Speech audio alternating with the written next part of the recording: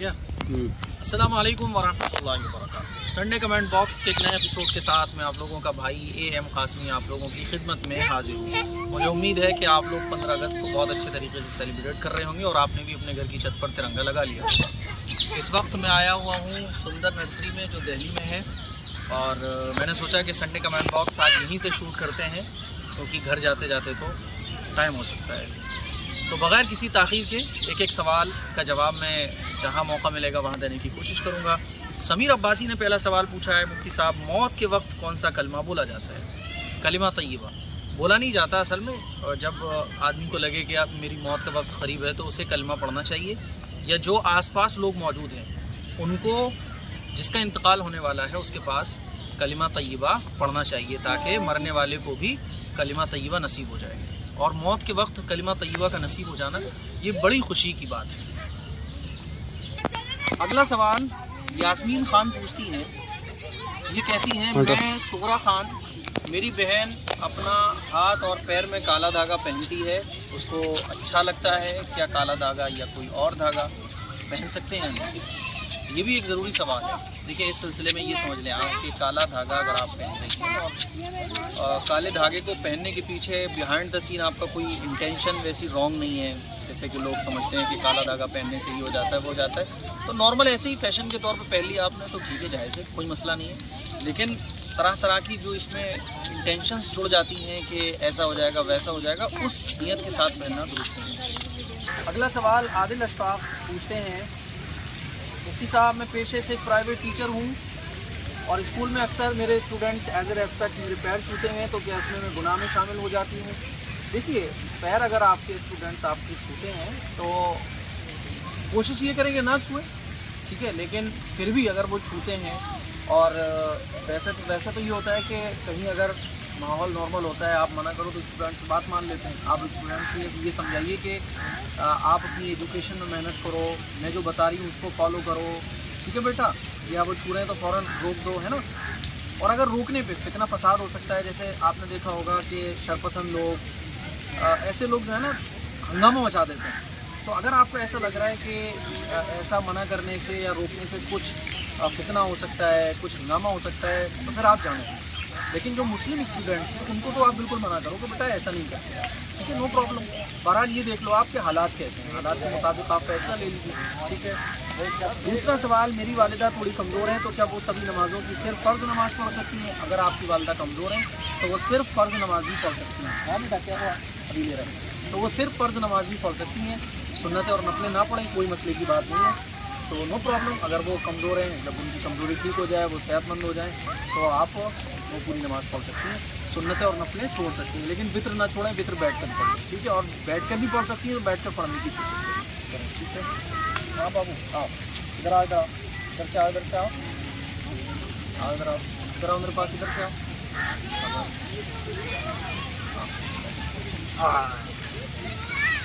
मोहम्मद यूसुफ अगला सवाल पूछते हैं, मुफ्ती साहब मेरे दो सवाल हैं। नंबर एक, जब मैं किसी को सारी खुराफाती चीज़ों से रोकता हूँ तो लोग मुझे वहाबी 24 नंबर और अलग अलग नाम से बुलाते हैं, तो मैं कैसे समझाऊँ? देखो लोगों का नाम है कहना, लोगों को कहने दो, लोगों को छोड़ दो।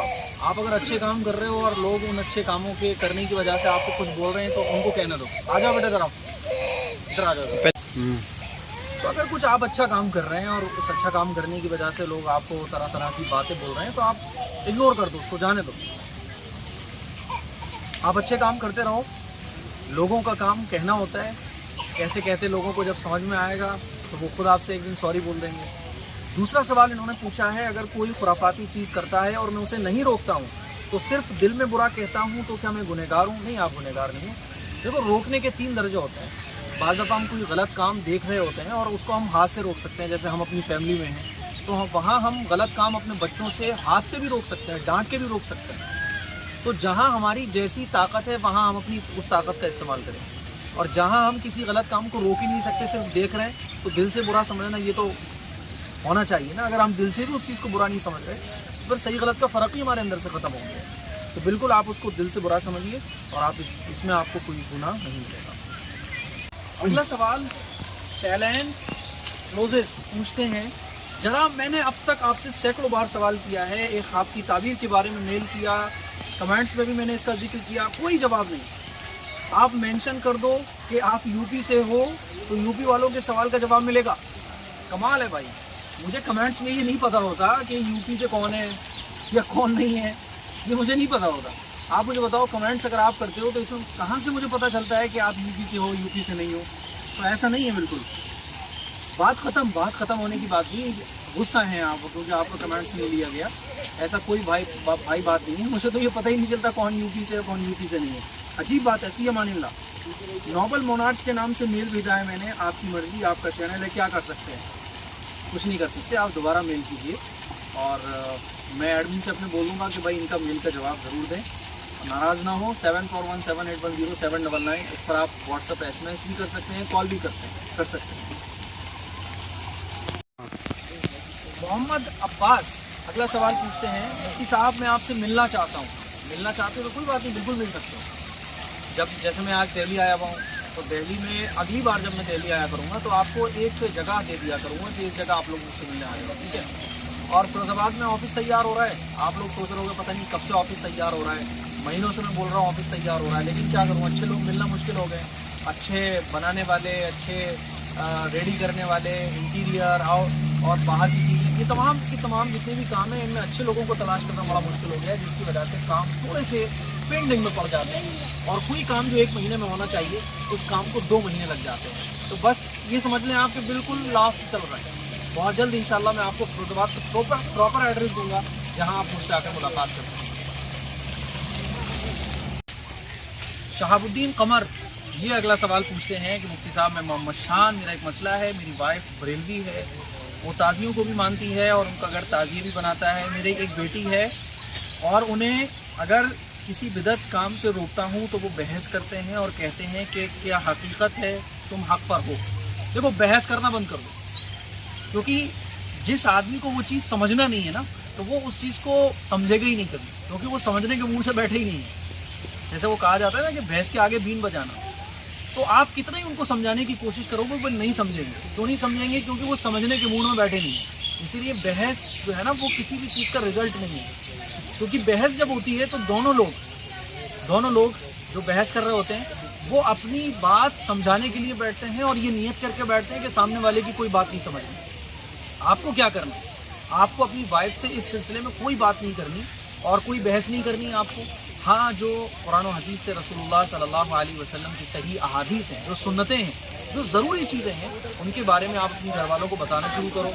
जो रसूलुल्लाह सल्लल्लाहु अलैहि वसल्लम की अहादीस हैं उनको बताना शुरू करो। तो इससे क्या होगा, जब उनको सही बात पता चलेगी तो वो सही बात, देखो जब सही बात उनको पता चल जाएगी तो गलत खुद ब खुद वो कन्फर्म खुद कर लेंगे। और बहस आप करोगे तो बहस का कोई रिजल्ट नहीं निकलेगा। इसीलिए बहस बिल्कुल बंद कर दो। बहस से रिश्तों में कड़वाहट ही आती है। बहस किसी भी चीज़ का सॉल्यूशन नहीं है। आप बहस को छोड़िए और जो सही चीज़ें हैं, सही बातें हैं जिनको वो समझ सकती हैं, वो समझाने की कोशिश कीजिएगा। ये मसला खुद ब खुद सॉल्व हो जाएगा। तो आज से भाई बहस बिल्कुल नहीं करनी, ठीक है? बिला वजह में मियाँ बीवी के रिश्ते हैं वो भी ख़राब हो जाएंगे। कुरैशा मंसूरी अगला सवाल पूछती हैं कि मेरा एक क्वेश्चन है आपसे।